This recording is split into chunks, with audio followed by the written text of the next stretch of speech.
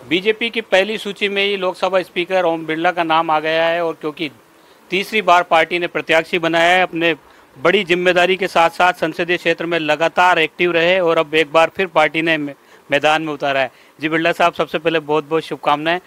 और आप क्या कहना चाहेंगे, तीसरी बार पार्टी ने जो है आपको प्रत्याशी बनाया?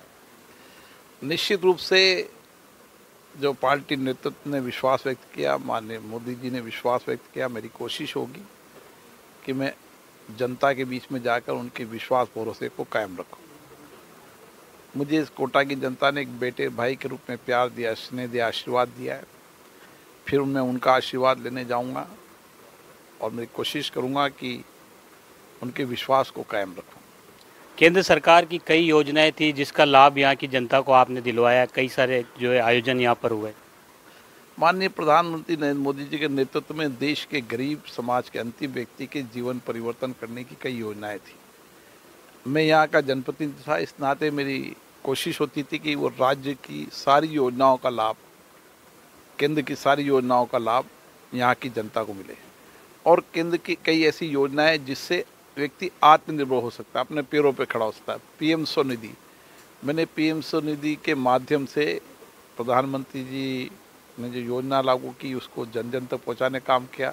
समाज के सभी लोगों को इसका लाभ मिले।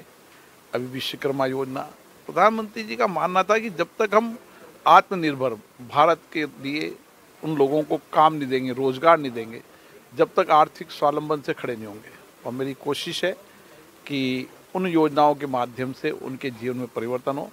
और विशेष रूप से जो जनता में नेतृत्व के प्रति, प्रधानमंत्री मोदी जी के प्रति जो अटूट विश्वास भरोसा है, वो अपने आप में अभूतपूर्व है। लगातार 2 बार सरकार रहने के बाद तीसरी बार जनता फिर उस विश्वास के साथ कि केवल मोदी जी हैं जो देश में बहुत बड़ा परिवर्तन ला सकते हैं। 10 साल में उन्होंने बहुत बड़ा परिवर्तन देश में लाया। देश का विश्वास भरोसा, लोगों का विश्वास भरोसा तो कायम किया से ही अंतर्राष्ट्रीय स्तर पर भी भारत की एक नई पहचान बनाई।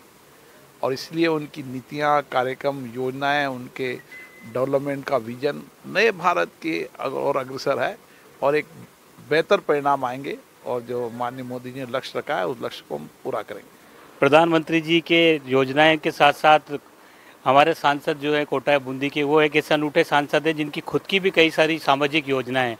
आप उन्हें बखूबी निभाते रहे, इतनी बड़ी जिम्मेदारी होने के बाद भी अंतिम छोर तक पहुंचे आप पूरे 5 साल।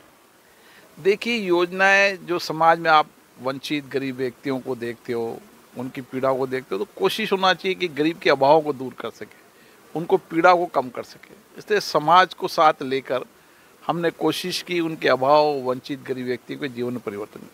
और मोदी जी खुद उस जीवन से गुजरे हैं, इसलिए उन्होंने उन योजनाएं, नीति बनाते समय उस अंतिम व्यक्ति गरीब का विशेष रूप से ध्यान रखा है। उनको रखकर, केंद्र बिंदु में रखकर सारी योजनाओं को लागू किया है। इसलिए मेरा भरोसा है कि इस 10 साल बाद आने वाले 5 साल में हर गरीब के व्यक्ति के जीवन में सकारात्मक परिवर्तन आएगा। जीत का अंतर जो है वो 2003 के विधानसभा चुनाव से लगातार बढ़ता चला गया। अब कितनी उम्मीद है, और क्योंकि आप लगातार सक्रिय रहते हैं? मोदी जी का प्रति जनता का विश्वास भरोसा ही हमारी जीत है। उनका विश्वास भरोसा जनता में बढ़ा है। निश्चित रूप से हम सब लोग उनके नेतृत्व में चुनाव लड़ रहे हैं। तो निश्चित रूप से जो प्रधानमंत्री जी ने लक्ष्य रखा है, उस लक्ष्य को हम सब मिलकर पूरा करेंगे। तो केंद्र की योजनाओं के साथ साथ जो लक्ष्य रखा गया है उसको पूरा किया जाएगा। लोकसभा स्पीकर ओम बिरला लगातार जनता के बीच रहते हैं, बड़ी जिम्मेदारी होने के बाद भी वो लगातार लोगों के बीच में रहते हैं और पूरा भरोसा उनको इस जीत का है ही। साथ में जो है बीजेपी की सरकार तीसरी बार बनने जा रही है, इस बात को भी उन्होंने प्रमुखता से कहा है। कोटा से सहयोगी हेमंत जोशी के साथ शाकिर अली, एनडीटीवी।